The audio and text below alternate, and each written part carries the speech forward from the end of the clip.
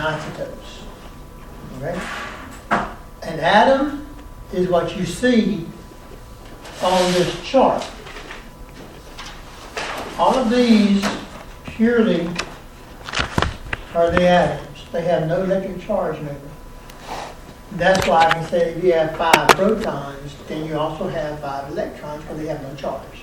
That's nice. Now, if I take this atom and I give it some electrons, or I take it with some electrons, we have lost the name atom. We then call it an ion. All we've done to it, though, is either added some electrons to it or taken them away. It's basically the same thing. But an ion has an electric charge. An atom never does. Now, one more thing. You remember those things called neutrons? How you track the top number and bottom number of neutrons? Like if you had the atomic number is 20 and the mass is 41, then what's 20 from 41? 21. And that tells you there are 21 neutrons. Now, these atoms have different numbers. For example, oxygen comes like 8 ways with different numbers of neutrons. It's still oxygen, and it's still neutral. But sometimes you have 8 neutrons, sometimes you have 9 neutrons, sometimes you have 7 neutrons, sometimes you have 6 neutrons. That doesn't affect the charge. Those are isotopes. When you have an atom which comes in these varieties based on neutron numbers, those are isotopes. They're on here too. Well, not all of them on here. If you see like a number that says for the mass 21.995, the 21.995 is telling me there's more than one doing this. This is an average. And to get an average, you can have a decimal point. Now, if you see one on there that just flat out says 21, chances are there are no isotopes of him. Chances are none of them. So the next slide is going to tell you about 3 kinds of hydrogen.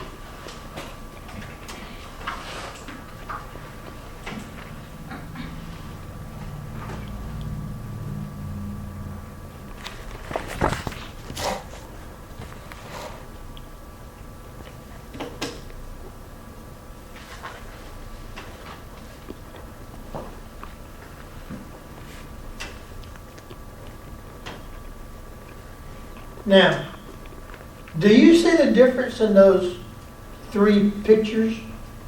It's only electrons, right? The very first one has 1 proton, but no electrons. That's why he's a plus.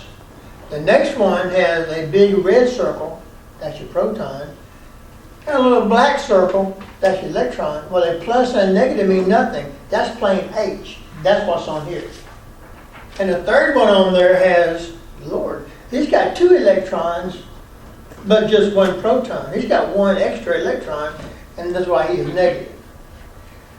The ends are your ions. In the middle is your atom. There are no isotopes on there. We're still talking about, looks like ions and atoms. The thing about it is, when you have plain old hydrogen, let me ask you a question. Now remember, that very first circle, what's the max electrons it can have? 2, right? Well, this thing doesn't mind having none or having 2. It don't like 1. It does not like 1 because 1 indicates I'm incomplete. Either give me 1 more and make that shell full, or take away the one I have and give me nothing. And the first one there, nature said, all right, take it away. Now you're plus ion. Who will you be teaming with? A negative ion. Because pluses love negatives. Right? On the other side over there, and nature says, oh, we'll give you one. We'll give you one and give you a full ring and you'll be a negative charge. If you're negative, who will you be teaming with? Positive. Now I'm going to be way ahead of you now. What is and it's not written there, what is the chemical formula for water? H2O. How many H's are there? 2. But they're not hooked together. And in real life, there's an H plus and an OH negative. The H plus does what to the OH negative? Stick it, they bond. Well, now you have H bound to OH. We write that H2O. But all water is taking a plus hydrogen ion and then going out and finding it's called a hydroxide, an OH ion is negative. Because it's negative because oxygen, if you remember from the table here, is in family 6. We would like to have 2 more electrons to be 8. Well, the way it works, when you get that one hydrogen, that's 1 electron. You're still missing 1. That's why it's negative. And the negative OH, now that's also why water can dissolve salt. Water can dissolve more stuff than any other liquid in the world, including alcohol. The alcohol will go killing germs. It can't dissolve what water can, though.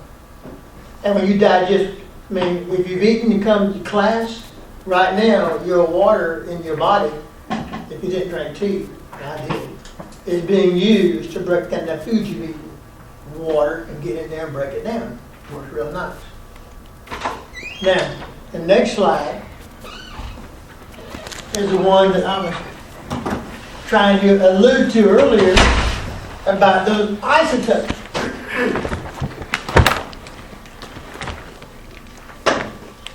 There are 3 kinds of hydrogens.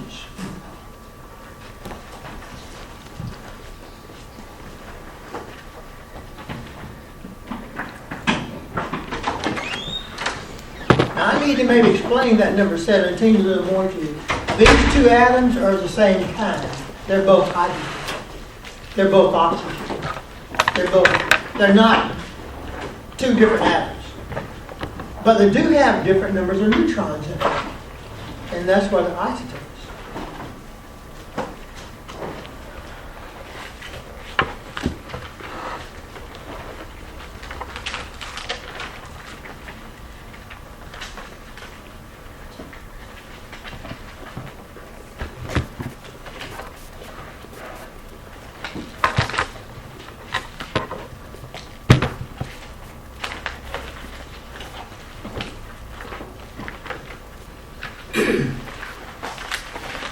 On this table here, hydrogen, the atomic number is 1.0 something. Now, it can be 1 or 2 and 3. If that's the 1, do you have hydrogen 1 more in the world? Hydrogen 2 or hydrogen 3? If the number rounds to 1. You're making 3 grades in here. 1, 2s, and 3s. 1, 2s, and 3s. Your average is a 1. What grade are you making the most? 1. So if you still hear a 1, I got 1 hydrogen with no neutrons. That's this one. I got another one with 1 neutron and another one with 2 neutrons. This don't say 2 down there under it, does it? It don't say 3, does it?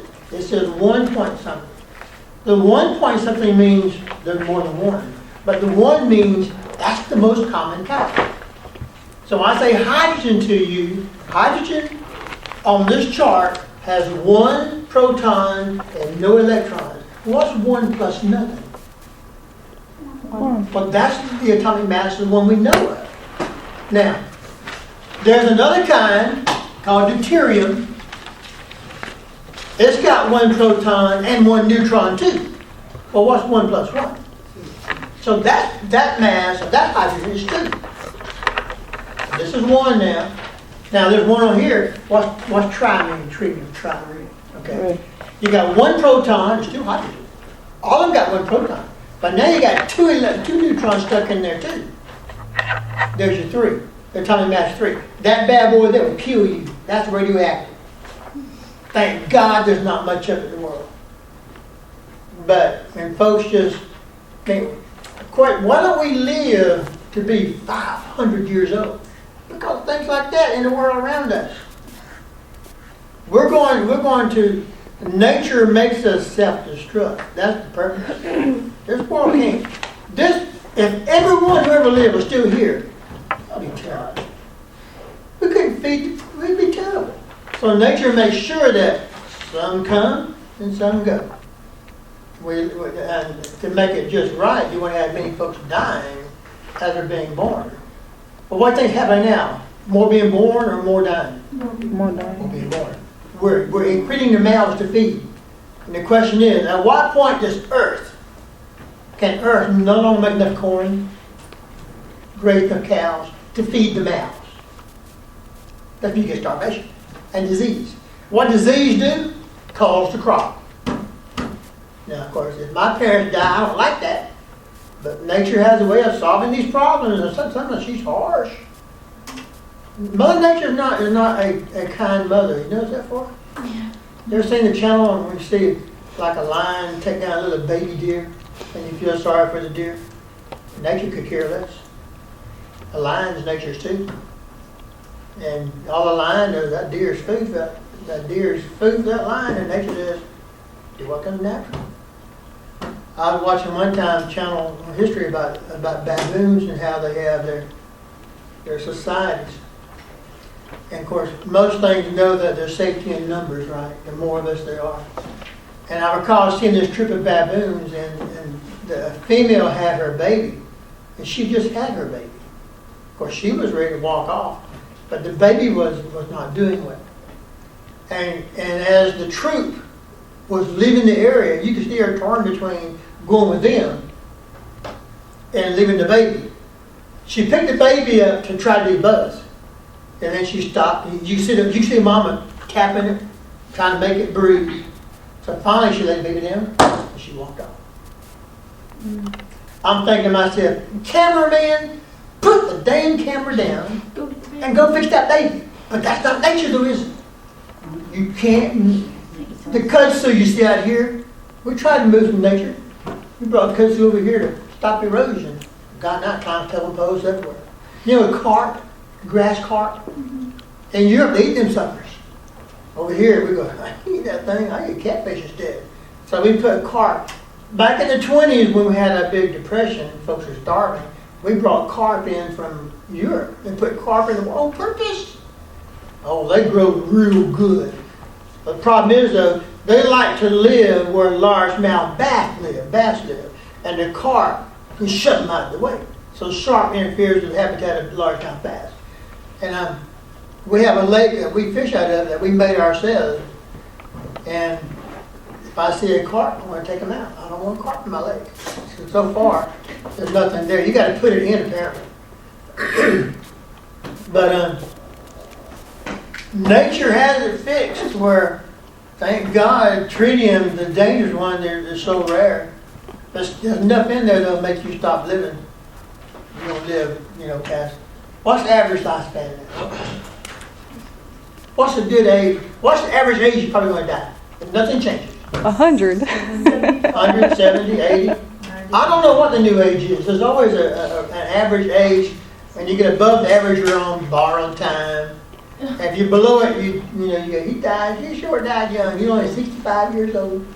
But to a child, 65 is Methuselah. But to me, I'm 61. 65 don't sound bad to me at all. Depends on what your perspective is, right? But they're all hydrogen. There's one that's called hydrogen. The atomic number is, mass is 1. The number is 1. There's one called deuterium, and that one has an atomic number of 1 also, but the mass is 2. And the third one there is hydrogen. Still atomic number is 1, but now the mass is 3. They're all hydrogen. They're all twins. Well, fraternal twins. And because they're all hydrogen, we call them isotopes of hydrogen. Now, They look like that truck, that huge truck. not at all. They're not. That's not about isotopes either. That's about ions. Okay. So the next chart you see, this is about isotopes. You see the one red marble on those pictures? That makes them all hydrogen. That's proton. You got one proton, you are hydrogen. But the blue marbles are your neutrons. The first one ain't got one, does it? So 1 plus nothing, his mass is A equals 1. The next one, 1 plus 1, his mass, which is A of course, is 2. But the Z number is still 1. That's that red marble. And tritium on there, well, his alpha number is 3, because 1, 2, 3. But his Sol number, the Z number, is still 1. And the Z number makes you hydrogen. If Z was 2, then you'd be helium. If Z was 3, you'd be lithium. If Z was 4, you'd be beryllium. The Z is what changes you on here, not the A number at all. And a little summary at the bottom tells you that for hydrogen, look, every time it's always 1, right? You see that? Every time it's 1. But the neutrons change from one to the next one. And the A number is all. So 1 plus 0 is 1. 1 plus 1 is 2. 1 plus 2 is 3. But all three of those are hydrogen. But they're not the same hydrogen, they're isotopes of hydrogen. And like I said, that last one, tritium, is the one, I'm just glad not a lot of it. Yes. This might be a dumb question. No dumb questions. Where does stuff come from? With like this tritium? Tritium? That's man-made? I mean, No, nature makes it. Nature can take and add neutrons to a neutron is a subatomic particle. All it is an electron glued to a proton. That's a neutron. And nature can make them. Like we make money at the mint, that nature make them put them in there. Now I don't know why nature needs 3 hydrogens for though. I don't know that answer. But what do you need 3 of them for? I don't know. And there might be a 4th one we ain't found yet. There might be H4 out there somewhere floating around we ain't discovered yet. But we have found 3 of them though. And the only difference is the number of nitrogens. That's the only difference there is. And nature can play with the nitrogens. Nature can play everything really. Make it all happen. But it's a pretty good picture showing, and we always use hydrogen. If I use oxygens, I got a bunch of pictures on there. And I can do the same thing with this simple picture as I can more complicated. I got my slide coming up that's going to show you all the different kinds. But I don't want you to remember, just know that they exist. Okay.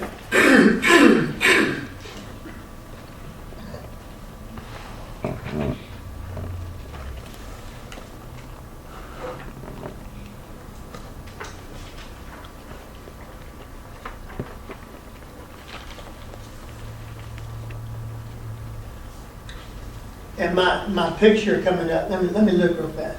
Yes. My picture coming up is going to make it all make sense.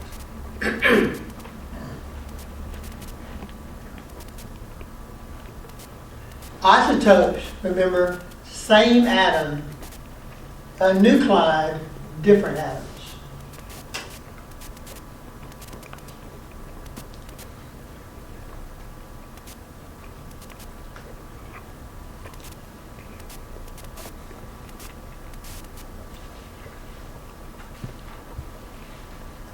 And my picture coming up next will make more sense than trying to explain to you right now.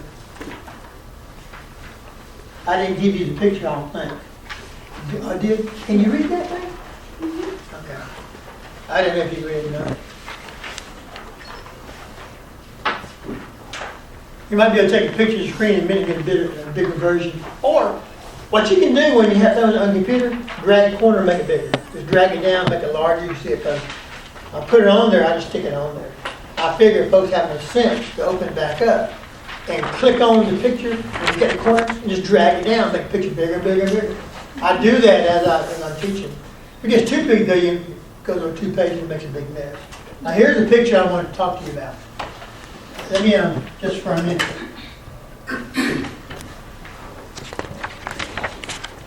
So I know right there, all of these are oxygen.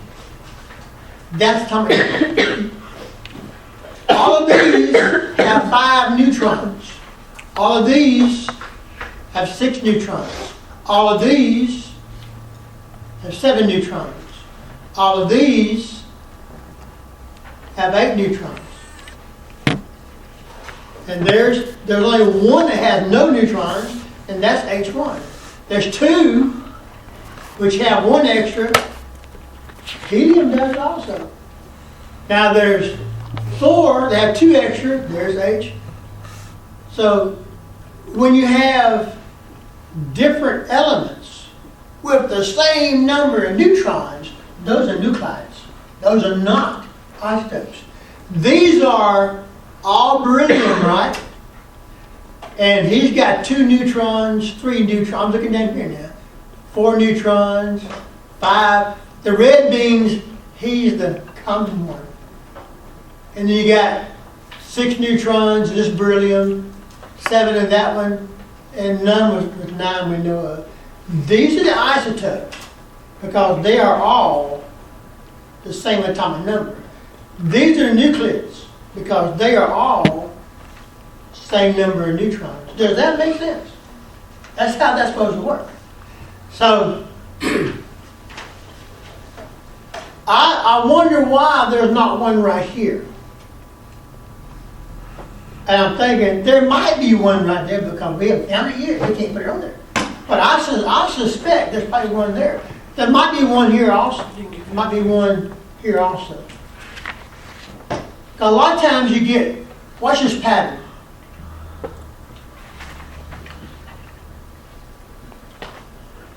So I'm suspecting we might find one day. Maybe in 10 years, I have these things filled in. Not me because they discovered it. But that's a chart of the nuclides, and those are the ones, and like I say, across the road are isotopes of the same element. This way are different atoms. The only thing in common is they have the same number of neutrons. But in neutrons, do you think an atom really and truly? Until when you get real big, they make it radioactive. When you get real big and have a lot of neutrons, you start throwing those suckers off. That's called radiation, and that will hurt you. But these here, I mean, I've only gone up to atomic number 8. We have a chart that's massive that covers all of them. I wanted to find one I could fit on the screen there and still explain it to you and make it make sense. But there's your chart. When I was in school, that chart didn't even exist as far as I know. The teacher never told me that. But I kind of wondered, I know there are many oxygens. Are there others that have the same number of neutrons as oxygen does? And sure enough, they do. And that's that chart showing you that there are a number of atoms which are different that have the same number of neutrons. The bottom number across the bottom. And I didn't label it because I gave out a room. But that's the neutron number. And the one on the side over here, that's the proton number. I always say atomic number. That's what it is, atomic number. And that's how that works. Now, next time I see you in this class, which will be Monday, of course, it'll be a test over lesson 1. I'm going to start lesson 2 right now anyway, so I can move on. That's why I had lesson 2 on the lessons area of angels.